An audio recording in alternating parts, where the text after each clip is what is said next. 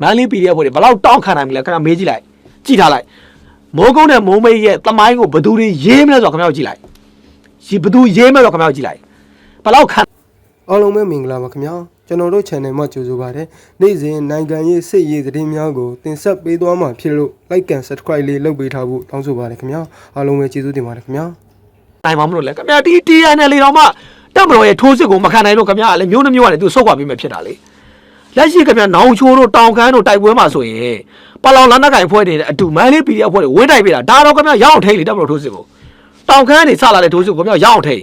အဲ့ဒီတိုက်ပွဲမှာပလောင်လန်နက်ကိုင်တစ်ဖွဲ့တွေတိုက်ခဲတာမဟုတ်ဘူးထိုးစစ်ကိုသူတို့ရဲ့ထိုးစစ်ကပလောင်လန်နက်ကိုင်တစ်ဖွဲ့တွေထိုးစစ်စခဲ့တာမဟုတ်ဘူးတပ်မတော်ရဲ့စခန်းတွေကိုမန်လေး PDF ဖွဲ့ပါတယ်တပ်မတော်ကဒီတောင်ခမ်းဒုဒ္ဒဝတီဘေးနားနေပြီးတော့ကျွန်တော်တို့တကြောလုံးရှင်းလာတာကြောင်ပဲတိရောက်သွားတယ်အဲ့ဒီလမ်းကြောင်းတစ်ချောင်းမှာလည်းအလောင်းတွေမှာဆိုရင်ကျွန်တော်မန်လေး PDF MDY ဘတ်လည်းပါတယ် TNL ဘတ်တွေလည်းပါတယ်အဲ့ဒီအလောင်းတွေများစွာရခဲ့တယ်ရှင်းရှင်းလေးပဲဒီရှမ်းပြည်နယ်မြောက်ပိုင်းဗျာခင်ဗျာတောင်ခမ်းနောင်ချိုကြောင်မဲတီဘောလမ်းကြောင်းတစ်ချောင်းလုံးမှာတပ်မတော်ရဲ့ထိုးစစ်ကိုခံလာတာခင်ဗျာပလောင်လမ်းနက်ကိုင်တစ်ဖွဲ့တည်းမဟုတ်ဘူးအကြမ်းဖက်မန်လေး PDF ဖွဲ့ပါပါတယ်သူတို့တောင်းလျှောက်ပြို့တာပဲလေအဲ့တော့ခင်ဗျာတပ်မတော်ရဲ့ထိုးစစ်ကိုသူတို့ဘယ်လိုခံမလဲခင်ဗျာသူတို့ရဲ့ခေါင်းကိုင်ဖခင်ကြီးတော့မှသူတို့ရကင်းယာယီထိချုပ်ခဲ့တဲ့နေမြေတော်သူတို့ကြမ်းကြမ်းမခံနိုင်တာကိုဒီခင်ဗျာမန်လေး PDF ဖွဲ့ကကျွန်တော်တို့ရောက်အောင်ခံနိုင်မယ်ဆိုရင်ခင်ဗျာဟာတာပဲခင်ဗျာလေဟာတာပဲကျွန်တော်တို့တိတ်ရှိနေတာဒီကောင်လေးရလေခင်ဗျာချလေဘာဖြစ်လဲမဟုတ်ဘူးနဲ့ခင်ဗျာတပ်မတော်ကခင်ဗျာလာလိုက်မယ်ဆက်ပြီးထိုးလိုက်မယ်ခင်ဗျာမကြခင်ထိုးလိုက်မယ်အဲ့တော့ကျွန်တော်မေးချင်တာကခင်ဗျားတို့ဒီမိုးကုတ်ကိုတက်ဖို့လမ်းကြောင်းတစ်ကြောင်းရှိတယ်အားလုံးသိတာထင်ရှားတဲ့နေရာတပိတ်ချင်းကနေလက်ရှိတက်မလို့စစ်ကြောင်းတွေတက်နေတယ်နောက်ကျောင်းအမှတိုက်ပွဲတွေပြင်းထန်နေတယ်တစ်ဘက်ကကျွန်တော်တို့နောင်ချိုကနေပြီးတော့နောင်ချိုကနေကျွန်တော်ဆက်တက်နေတယ်နောင်ချိုမိုးကုတ်လမ်းမိုင်ဆက်တက်နေတယ်နောက်တစ်ဘက်ကကျွန်တော်ကြောင်းမဲမိုးကုတ်လမ်းမိုင်ဆက်တက်နေတယ်အဲ့တက်မလို့ထိုးစစ်ကိုခင်ဗျားဘယ်လိုဟန်တာမလဲခင်ဗျားစစ်မျက်နှာပြင်အများကြီးခင်ဗျားဘယ်လိုဖွင့်မလဲဘယ်လိုတိုက်မလဲတက်မလို့ထိုးစစ်ကိုခင်ဗျားဘယ်လိုဟန်တာမလဲခင်ဗျားလက်နက်ခင်ဗျားတို့ကကြင်ဖြစ်ခင်ဗျားဘာနဲ့ပြစ်မလဲခင်ဗျားတို့ပစ္စည်းခင်ဗျားတို့ချုပ်ပြမှရဘာမှပြစ်စရာတော့မရှိဘူးဘာမှပြစ်စရာမရှိဘူးခင်ဗျားဒီပလောင်လက်နက်ကိုင်ဖွဲ့တော့ကြည်မရှိလို့ခင်ဗျားကလည်းအတောင်းရုံးမယ်လေဘာနဲ့ပြစ်မလဲရှင်းပြောမယ်ခင်ဗျားစစ်တိုက်တာခွက်ခောက်ပြီးစစ်တိုက်လို့မရဘူးတိလားဖေးခေါ်ပြီးစစ်တိုက်လို့မရဘူးလက်ရှိခင်ဗျားတက်မလို့ထိုးစစ်စနေပြီလာလိုက်မယ်ခင်ဗျားတို့ဘယ်လောက်ထိတော့ကြုံမလဲဆိုတော့ခင်ဗျားဆက်ကြည့်မယ်ခင်ဗျားတို့စကားခင်ဗျားတို့တီမလားမပြေးကြတော့တက်မလို့ကမိုးမိန်နဲ့မိုးကုတ်ကိုထိုးစစ်ဆင်တဲ့အခါမှာခင်ဗျားတို့မပြေးကြတော့အသေးခံပြီးချနော်ခင်ဗျားတို့ရဲ့ထုတ်ပြန်ကြမှာပါလေဆိုကျွန်တော်တို့အသေးခံပြီးတိုက်မယ်နော်ဟောဖို့ကြည့်ရသေးတာပေါ့ဘယ်ကောင်ပြေးလဲဆိုတော့ခင်ဗျားကြည့်ရသေးတာပေါ့ခင်ဗျားတို့ပြောခဲ့တာကျွန်တော်တို့အသေးခံပြီးတိုက်မယ်ကြည့်ရသေးတာပေါ့ဗျာအသေးခံပြီးတိုက်မလားခင်ဗျားတို့ပြေးကြမလားဆိုတာအဝေးမပြောပါဘူးလက်ရှိမရီယာမှာကျွန်တော်တို့ဒီလေချောင်းရံတက်နေတက်မလို့ကဆုံးရှုံးခဲ့တဲ့လေချောင်းရံတက်တဲ့နေရာရှိတယ်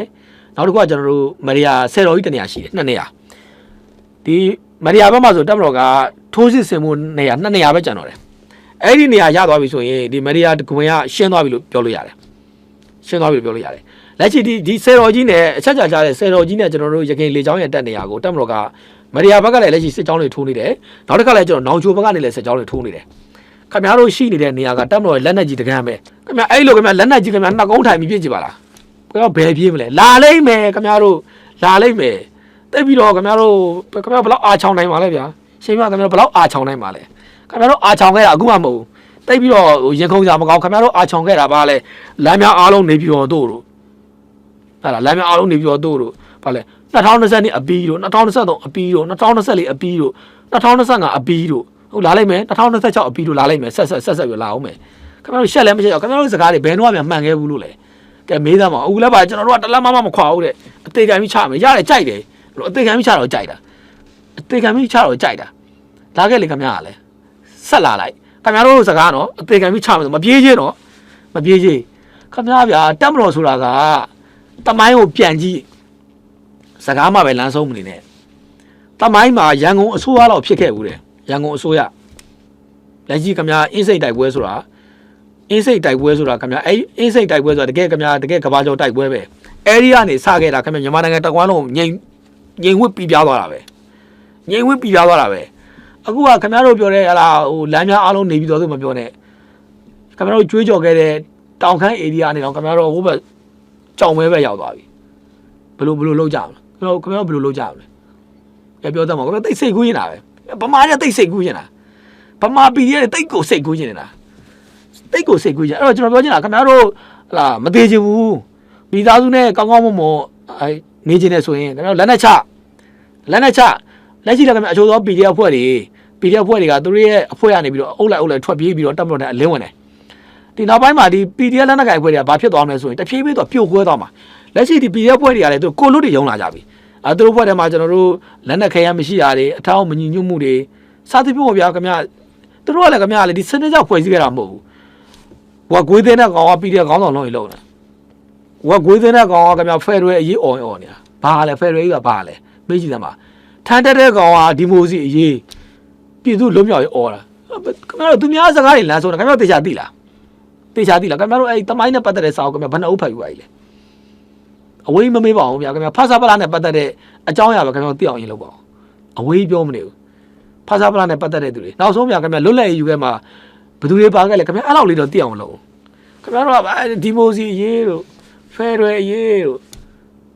ပြီးလူအခွင့်ရေးတို့လို့ပါလူအခွင့်ကြီးညာစားမှာအချက်ဘလောက်ရှိလဲခင်ဗျသိလားခင်ဗျလမ်းသိပ်ဆုံးတာပဲဗမာတွေသိပ်ပြီးတော့ခင်ဗျဖိန်ကောင်းကျဲတာပဲဖိန်ကောင်းကျဲတဲ့ကောင်တော့ခင်ဗျခံရမှာပဲပူမနေနဲ့လက်ရှိခင်ဗျတက်မလို့စစ်ကြောင်းတွေကတော့ဒီမရီယာနဲ့မှာဆိုရင်ဆယ်တော်ကြီးရဲ့လေကြောင်းရဲ့အတက်ကိုပြန်ရောက်ဖို့အတွက်တက်မလို့လက်ရှိစစ်ကြောင်းထိုးနေတယ်မရီယာဘက်ကနေလည်းထိုးနေတယ်နောက်ချိုဘက်ကလည်းထိုးနေတယ်ပြီးရင်ကျွန်တော်မိုးကုတ်ဘက်ကလည်းဆက်တက်နေတယ်လာလိုက်မယ်ရှင်းပါတယ်ခင်ဗျတို့ကြည့်တမိုင်းမှာတက်မတော်ကတက်မတော်မယူနိုင်ခဲ့တဲ့တိုက်ပြီးမယူနိုင်ခဲ့တဲ့နေရာတနေရာမှမရှိဘူးလာလိုက်မယ်အော်ပါအောင်ဗျာခင်ဗျကျွန်တော်မေးချင်တာရီမုန်းတို့ပါတော့လိုင်းများအားလုံးနေပြီးတော့တို့ပြီးရင်နေမျိုးစင်អော်ခဲ့တယ်ဗာလဲနေပြီးတော့နဲ့မိုင်းတရားခန့်အကွာအခုတော့ခင်ဗျခွေးပြေးနေရပြီဟိုနေ့ကကျွန်တော်တို့အမှ piano media နေပြီးတော့တွားရိုက်တာလေအမှနေမျိုးစင်နေခဲ့နေတာတွားရိုက်တာလေခင်ဗျဆေးတို့အပ်တယ်မွေးဆိုတာချက်တဲ့နေရာရောနေမျိုးစင်တော့ခွေးပြေးထိုင်းမြန်မာနေစက်ပဲရောက်နေပြီဒုက္ခတဲ့စကန်မှာ तू အပြင်မှာထီးထီးမနေရဲလို့စစ်ဆောင်စကန်မှာ तू တွားနေရတယ်ဘာကြောင့်ဆိုစစ်ဆောင်စကန်ကြောင့်တက်မလို့ဘုံမကျဲဘူးလေအများပြည်သူနဲ့ရောမှာဆိုလို့အများပြည်သူထိမှာဆိုလို့ဒီကောင်တွေတက်ရှိရင်မှာထီးထီးခင်ဗျနေကြည့်ပါလားတောင်ကုန်းပေါ်မှာနေကြည့်ပါလားမနေရဘူးနေမျိုးစင်အောင်ခင်ဗျပြေးနေရပြီဒီကနေ့ဆိုကျွန်တော်နောက်ဆုံးသိရတာမှာအဲ့မှာဒီပလောင်အဖွဲ့တွေနဲ့မန်လေး PDF အဖွဲ့တွေအချင်းချင်းပြစ်နေကြတယ်ပြစ်တာကဒီမန်လေး PDF အဖွဲ့ရဲ့ခေါင်းဆောင်ကိုပလောင်အဖွဲ့ကဖမ်းပလိုက်တော့အဲ့မှာသူတို့ခေါင်းဆောင်ထုတ်ပေးမှလားထုတ်မပေးဘူးလားဆိုပြီးတော့ပြစ်နေကြတယ်လက်ရှိဒီ KIA အဖွဲ့တွေကတော့ဒီမိုးကုတ်ဘက်ကိုဆက်ဆင်းလာတယ် KIA အဖွဲ့တွေမိုးကုတ်ဘက်ကိုဆက်ဆင်းလာပြီးတော့မန်လေး PDF အဖွဲ့တွေနဲ့ဒီ KIA အဖွဲ့တွေပူးပေါင်းပြီးတော့မိုးကုတ်မြို့ကနေသူတို့ခုခံမယ်ပေါ့ဗျာလက်ရှိတော့ကျွန်တော် KIA အဖွဲ့တွေဆက်ဆင်းလာတယ်ကျွန်တော်သိရတယ်ဆက်ကြည့်တာပေါ့ဗျာခင်ဗျားကလည်းလက်ရှိမြန်မာနိုင်ငံရဲ့မြေပုံကတက်မတော်ရယူခဲ့တဲ့မြေပုံအဲ့အောင်လာပြီးခင်ဗျားတို့ကကိတ်မှုလီးသလိုဒါကကျွန်တော်ဂျိမ်းဖောပြည်နယ်လုံးမှာတို့ဒါကပလောင်ပြည်နယ်လုံးမှာတို့ဒါကဝတ်ပြည်နယ်လုံးမှာတို့ဒါကအာရခနိုင်ငံလုံးမှာခင်ဗျားစိတ်ကူးရင်တာပဲခင်ဗျားတို့ဒီမြန်မာနိုင်ငံမြေပုံရေးဆွဲခဲ့တာမြန်မာတက်မတော်ရေးဆွဲခဲ့တာတမိုင်းကိုပြန်ကြည့်လိုက်တော့ဗမာတွေတိတ်ဖင်ကောင်းမကျဲနဲ့ဗမာပြည်တွေတိတ်ဖင်ကောင်းမကျဲနဲ့အဲ့တော့မင်းတို့ကောင်းနေမင်းတို့ပြောသလိုပဲအသေးခံပြီးချငါတို့ကလည်းအလောင်းမဲ့လိုချင်တာငါတို့ကလည်းအလောင်းမဲ့လိုချင်တာဆက်ကြီးတာပေါ့ဗျာအဲ့တော့အသေးမခံချင်တဲ့ကောင်းနေအနေနဲ့အသေးမခံချင်တဲ့ PDF ဖွဲ့နေလက်နက်နဲ့အလင်းဝင်မှာလူကိုယ်တိုင်အလင်းဝင်မှာတက်မတော်ကကြိုးစုံနေတယ်ခင်ဗျားတို့အတွက်အလုပ်ကိုင်းတွေဖန်တီးပေးထားတယ်နေစရာတွေဖန်တီးပေးထားတယ်အလင်းဝင်ဖို့ဖိတ်ခေါ်တယ်ကျွန်တော်တို့ကတော့ဗမာမျိုးရင်းတွေကျွန်တော်တို့မထိခိုက်စေချင်ဘူးဗမာမျိုးရင်းဆိုတဲ့နေရာမှာဒီဗမာမျိုးရင်းတွေပျက်စီးဖို့အတွက်ကျွန်တော်တို့လူဖွဲ့စည်းပျက်စီးဖို့အတွက်ဖြက်စီးနေတဲ့ပိုးမွားတွေတော့ကျွန်တော်တုတ်တင်ရမှာပဲဒီပိုးမွားတွေကျွန်တော်တို့မတုတ်တင်လို့မရဘူးပိုးမွားတွေမတုတ်တင်တော့ကျွန်တော်တို့ပတ်ဝန်းကျင်ညှက်နွမ်းနေလိမ့်မယ်အဲ့တော့ကျွန်တော်တို့နိုင်ငံကျွန်တော်တို့ဒေသကျွန်တော်တို့မြို့တွေကျွန်တော်တို့ရွာတွေကျွန်တော်တို့တည်ငြိမ်မှုတော့ကတော့ဒီပိုးမွားတွေကိုကျွန်တော်တုတ်တင်ရမှာပဲတုတ်တင်တဲ့အခါမှာလိုအပ်ရင်လိုအပ်သလိုတုတ်တင်လိမ့်မယ်လက်ရှိတက်မတော်ကတော့ကျွန်တော်တို့စင်ကူးဘက်မှာလေချောင်းထိုးစစ်ကိုအကြီးကြီးထိုးစစ်ဆင်နေပါတယ်များမကြမီကာလမှာကျွန်တော်တို့မိုးကုတ်မြို့မှာနိုင်ငံတော်အလံတက်မတော်လံစပြီးလွှင့်ပါလိမ့်မယ်နောက်ဆုံးသေးကိုဆက်ပြီးတင်ပြပေးချင်ပါတယ်ဒါကတော့အာဆီယံလက်ကျဥက္ကဋ္ဌဖြစ်တောင်းယူမဲ့ဖိလစ်ပိုင်နိုင်ငံကမြန်မာအစိုးရနဲ့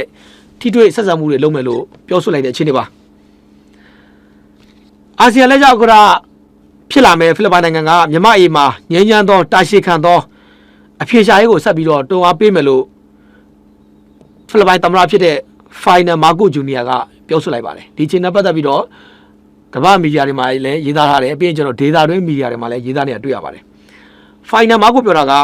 ပြည်တွင်းစစ်ဖြစ်နေတဲ့ကျွန်တော်တို့ရဲ့အိမ်နာချင်းမြန်မာနိုင်ငံကိုကြည့်ရတာကျွန်တော်တို့အတွက်နာကျင်စရာပါကျွန်တော်တို့သက်ဆိုင်သူအားလုံးနဲ့ထိတွေ့ဆက်ဆံမှုတွေဆက်လက်ပြုလုပ်မှာဖြစ်ပြီးမြန်မာရေးဖြည့်ရှင်းဖို့နီလန်သစ်တွေ